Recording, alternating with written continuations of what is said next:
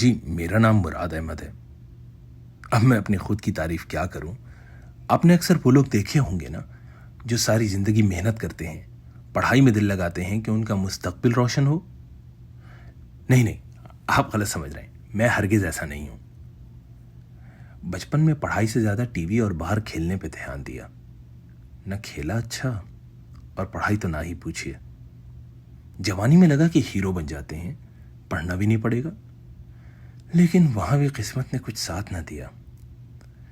شکل اللہ نے جیسی بھی دی ہو، صحت اپنے ہی ہاتھ میں ہوتی ہے۔ ہر صبح سوچتے تھے کہ آج سے ڈائٹنگ کریں گے اور وزن کم کریں گے، لیکن پھر اماں کے ہاتھ کے پراٹھے کی خوشبو ارادہ ملتوی کر دیتی تھی، اور پھر وہ اتنے پیار سے بناتی تھیں کہ ان کا دل نہیں توڑنا چاہتا تھا۔ پھر میری شادی ہو گئی، اور جس سے شادی ہوئی ہے نا، وہ ٹینٹ میں بندھا ہوا وہ جانور ہے جس کی ناک میں بھی رسی باندھ دی جاتی ہے، اور اگر خلاف مزاج بات کی جائے تو ناک سے پھنکارتی بھی ہے۔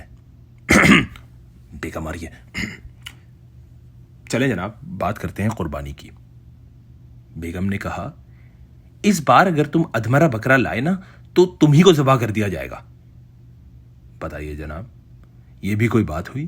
میں ٹھہرا ایک معمولی ملازمت والا شخص۔ کہتی ہیں، میری بہن کے گھر تو ایک گائے اور 2 بکرے آتے ہیں، وہ بھی اچھی نسل کے، اور ایک تم لاتے ہو۔ بیچارے پپو کی ناک ہی کٹ جاتی ہے پورے محلے میں۔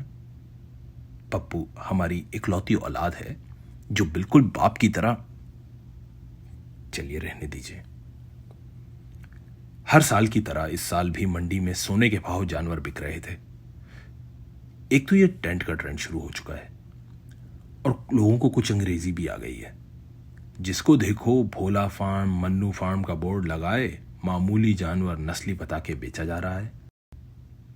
حد تو یہ ہے کہ جیبیں بھی چیک ہوتی ہیں ٹینٹ میں جانے سے پہلے کہ لینے بھی آئے ہو یا صرف ونڈو شاپنگ ہی۔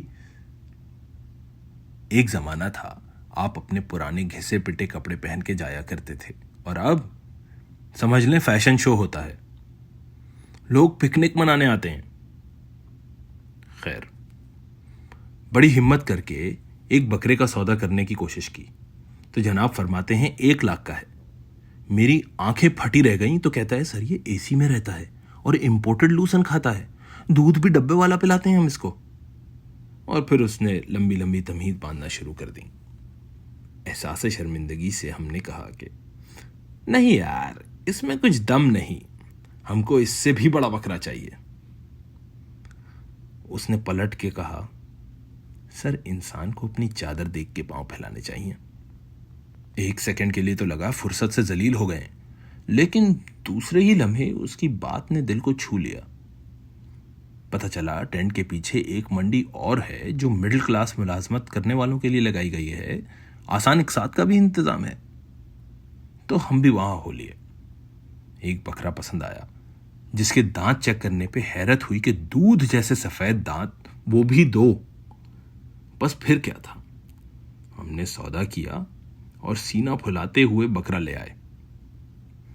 بکرے کی شکل دیکھ کے پپو نے اپنی ماں کی طرف دیکھا اور منہ پھلاتا ہوا اندر چلا گیا۔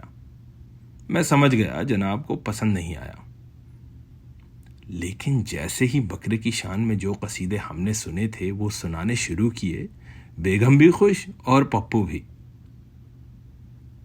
عید میں 1 دن باقی تھا اور پپو میاں کو بکرا نہلانے کا خیال آیا۔ اتنے پیارے دانت دیکھ کے پپو نے سوچا پرانا ٹوتھ برش بھی استعمال کر لیتے ہیں۔ بس پھر کیا تھا، جیسے جیسے برش رگڑ رہا تھا ویسے ویسے دانت بھی جھڑ رہے تھے۔ پتہ چلا دانت نقلی تھے۔ اس کے بعد جو ہوا وہ میں یہاں بتا نہیں سکتا، لیکن ایک بات ہے، ہمارے ملک کے ڈینٹسٹ بڑے ہی ہنرمند ہیں۔ پتہ نہیں انسانوں کے دانتوں پہ کیوں وقت برباد کر رہے ہیں۔